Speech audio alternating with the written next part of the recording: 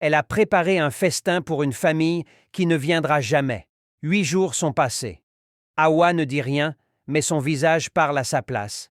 Chaque matin, elle refait les mêmes gestes, balayer la cour, essuyer la table, préparer un thé. Mais son regard est plus lent, ses pas plus lourds, son téléphone reste muet. Pas un appel, pas un message, même pas un « Comment vas-tu ?» Ses enfants sont repartis dans leur vie, comme si rien ne s'était passé. Pour eux, ce dimanche n'était qu'un oubli de plus.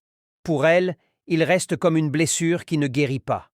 Elle s'assoit sous l'arbre, son vieux tabouret en bois sous elle, et regarde les passants. Parfois, des souvenirs remontent.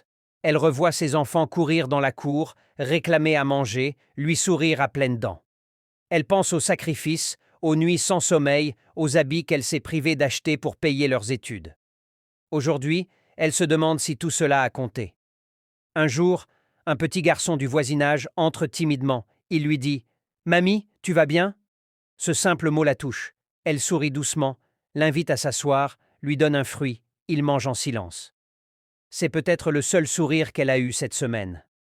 Le soir venu, elle sort son carnet. Elle ne pleure pas, elle ne se plaint pas. Elle écrit « J'ai aimé, j'ai donné, mais je ne peux plus attendre ». Elle referme le carnet, doucement. Elle prend les photos de famille accrochées au mur, les regarde une à une, puis les dépose dans une boîte. Elle ne les jette pas, elle les garde. Mais elle choisit de ne plus les regarder chaque jour. Elle allume sa lampe, serre un peu de thau, mange lentement. Seule, elle ne ressent plus la même douleur. Juste une fatigue, une envie de paix. Ce jour-là, Hawa comprend que parfois, aimer ne suffit pas à être aimé en retour. Mais elle se promet une chose, ne plus se laisser oublier.